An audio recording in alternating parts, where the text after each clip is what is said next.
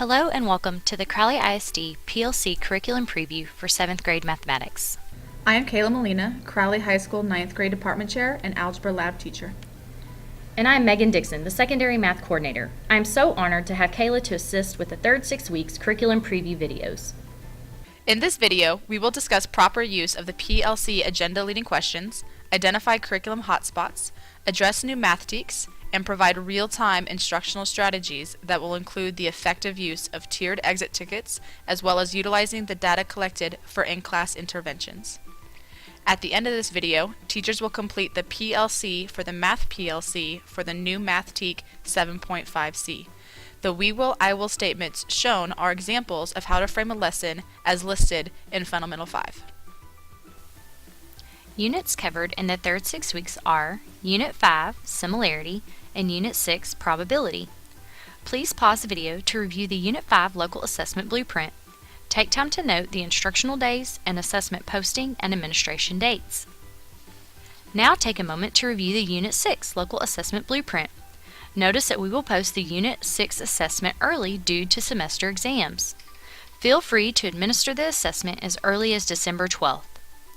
For today's PLC purpose, materials teachers will need are the Unit 5 IFD, Content Builder, PLC for Math PLC document, PLC agenda located on the CTL, and green, yellow, and blue highlighters. At this time, we will be using organizing instruction using the TEAK Standard Types document or Content Builder. For the purpose of today's PLC Curriculum Preview, we will be using the Unit 5 IFD, which covers Similarity. At this time, please read the TEAKs listed on pages 7 through 14 of the IFD. As you review the TEAKs, highlight in yellow the supporting standards and highlight the readiness standards in green. All remaining standards are process standards and will be highlighted in blue. Please take a moment to complete this task.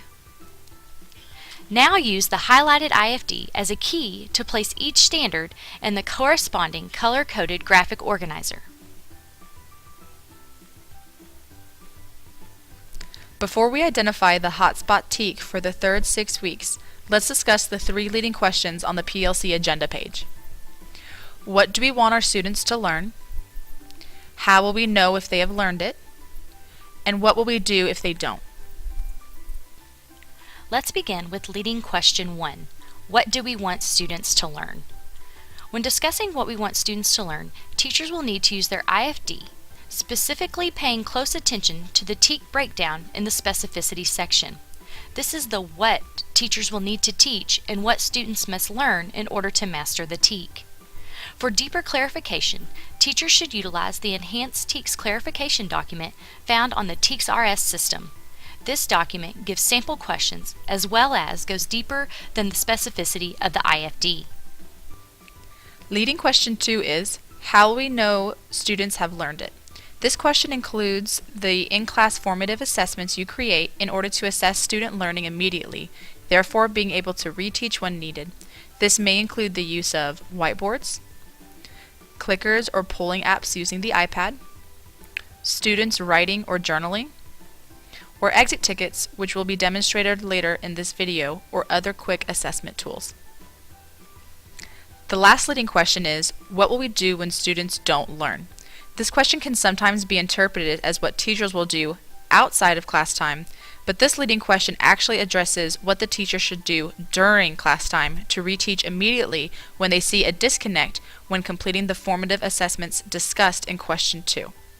An example intervention would be grouping students together and letting those who have mastered the TEAK complete the next lesson or complete an enrichment activity, while teachers provide support to students who need additional assistance in a small group setting. As part of the PLC process, the what, we will discuss our identified hotspot using a heat map. For the third 6 weeks in 7th grade math, we will target TEAK 7.5C, which was previously 7.3B. Take a moment to read over the TEAK. We have selected 7.5C because by the red color, it is an area of concern and it fell 11 points from the previous year. Now let's focus specifically on the new TEAK. As you can see, this is a readiness standard. This standard is part of Reporting Category 3, Geometry and Measurement, which makes up 30% of the STAR Blueprint assessment. When reviewing the standard, make sure to identify the cognitive level. These are the verbs that define what the students will be able to do. The content level, which is the overall concept that students will learn, and in what context it will be taught. This practice aligns with leading question number 1, what do we want our students to learn? Please take a moment to pause the video to look on pages 13 and 14 of the Unit 5 IFD and review the standard and unit level specificity. The second part of the PLC process is the "so what?", which addresses the implications and also gives teachers the chance to reflect upon teaching practices. At this time, we will pause for small group purposeful talk to discuss seed questions, both of which are attributes of the Fundamental 5. Seed questions are essential to guiding and focusing conversations to the desired learning outcomes. During this time, focus specifically on the previously identified TEAC. Please pause the video at this time to allow for discussion. Before we begin to plan for instruction, let's discuss the ability of students to transfer learning, which corresponds to question 2 of our leading questions. Transfer of learning is the ability to apply knowledge learned in one context to a new context. Transferring learning means the learner recognizes common features among concepts, skills, or principles, links the information in memory. This is when students say, "Oh, I know when to use that." Or the learner sees the value of utilizing what was learned in one situation in another. This is when students can show their learning not only when a sample looks like the other the teacher gave them, but also when it does not. The Now What piece of the PLC curriculum preview starts with using the PLC for Math PLC page as a tool for creating lessons. Classroom instruction will move to a higher level of understanding as well as offer opportunities for students to transfer information. Because we have covered how to complete the PLC for Math PLC in previous 6 weeks' videos, please pause the video and complete this task with your team. The next slides will provide real-time examples demonstrating the use of tiered exit tickets and how to differentiate interventions based on the data the teacher collects. Although some of you already use exit tickets in your classroom, this algebra teacher has an innovative way to administer tiered exit tickets. This is just a small portion of the video. Please see the full version on theteachingchannel.com. Please make sure you hand in your calculator at the end. Calculator and exit card. I'm Marie Barchi. I've never not done an exit card. It's something I just do every day. It just comes natural with it's part of every lesson. Okay, our aim today is how do we solve and graph 1- and 2-step linear inequalities. As I walk around whilst other students are presenting their work, I really get a feel for who's struggling. Okay, this you should always cross multiply your variable first. You know, when you walk by their paper and the problem's not done, it's because they clearly couldn't do it. And that's kind of how I identify at the end of the period who's getting which of the 2 exit cards.